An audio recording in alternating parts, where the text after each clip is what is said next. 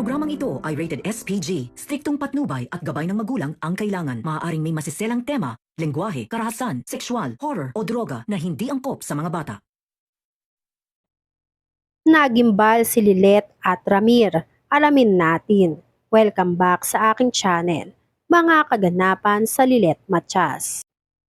Sinubukang kumbinsihin ni Attorney Spanky si Eira.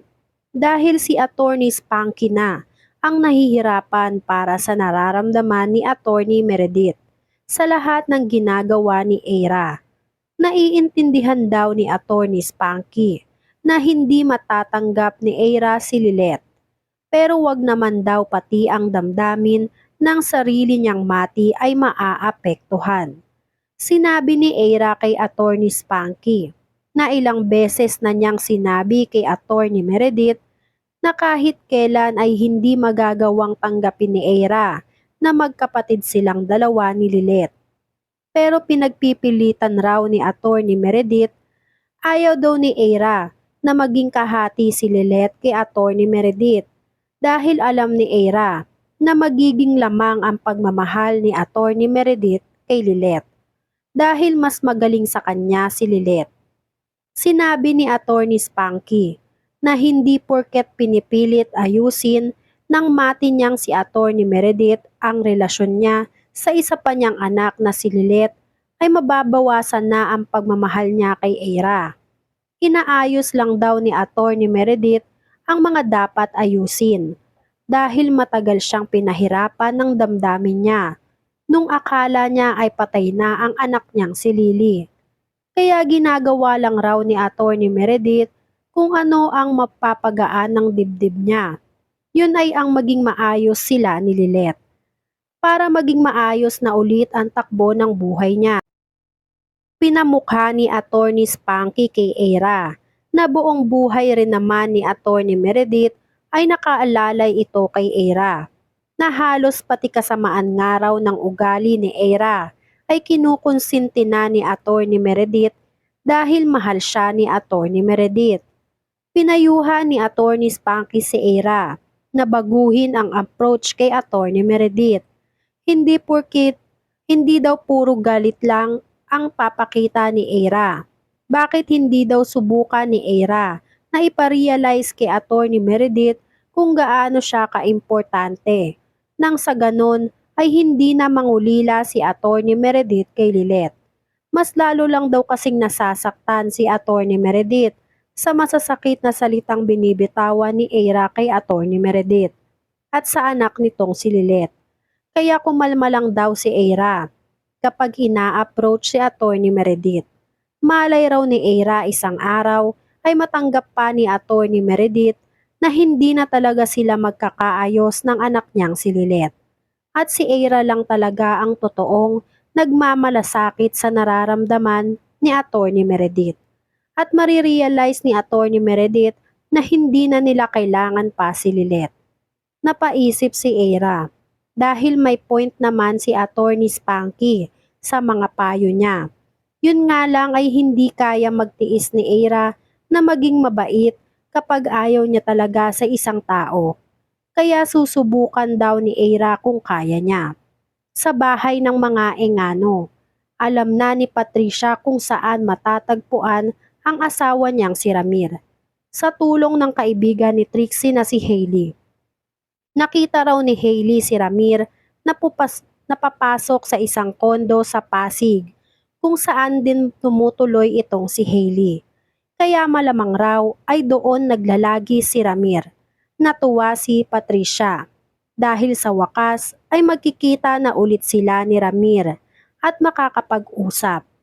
Naaalala pala ni Patricia na may property silang mag-asawa sa Pasig, kaya malamang raw ay doon talaga tumutuloy ang asawa niyang si Ramir.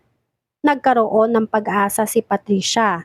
Pipilitin raw ni Patricia na mabalik sa pamilya nila si Ramir at mabuo sila muling isang pamilya. At hindi hahayaan na masira sila nang dahil lang daw sa isang bubwit na unano na si Lilet. Kaya hanggat maaga pa ay gagawa raw ng paraan si Patricia. Sa kabilang banda, lingid sa kaalaman ni Patricia Napilit ng inaayos ni Ramir ang relasyon niya sa anak niyang si Lilet. Kaya inaya ni Ramir si Lilet na magpunta sa kondo nito para makapag-usap silang dalawa. Nagtataka si Lilet kung bakit nasa kondo si Ramir at dala ang mga gamot nito.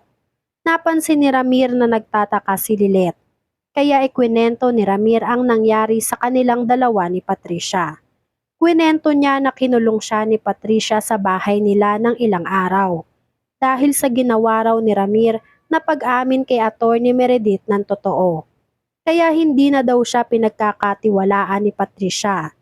Mabuti na lang raw at nakaramdam ang kaibigan ni Ramir na si Attorney Eban na may masamang nangyayari na sa kanya sa sarili nilang pamamahay. Kaya nagsama raw si Attorney Eban ng mga pulis para sunduin si Ramir sa bahay nila. Dagdag pa ni Ramir na ngayon raw ay handa na siya para piliin naman ang sarili at si Lilet. Kaya naisipan raw ni Ramir na mag-file na ng annulment sa kasal nila ni Patricia dahil hindi na raw kayang pakisamahan pa ni Ramir si Patricia. Nangako naman si Ramir kay Lilet na simula daw ngayong araw ay lahat ng gagawin ni Ramir ay makakapagpasaya lang sa anak niyang si Lilet.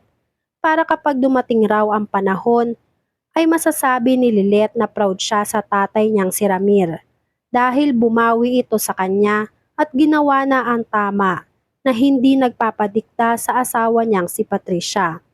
Natuwa si Lilet dahil nararamdaman na niya ang pagbawi sa kanya ng tatay niyang si Ramir, na nagawa ngang ipagpalit ni Ramir ang pamilya niya at relasyon niya kay Patricia, alang-alang sa anak niyang si Lilet.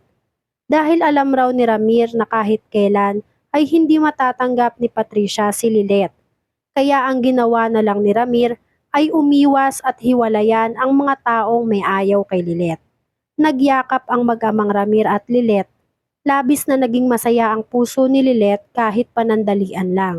Samantala, nagpaalam na nga si Patricia kay Trixie na pupuntahan muna niya si Ramir sa kondo nila. Habang nasa biyahe si Patricia ay maraming pumapasok sa isip niya. Sana raw ay makumbinsi niya si Ramir para bumalik sa kanya. Nakarating na nga ng kondo sa Pasig si Patricia.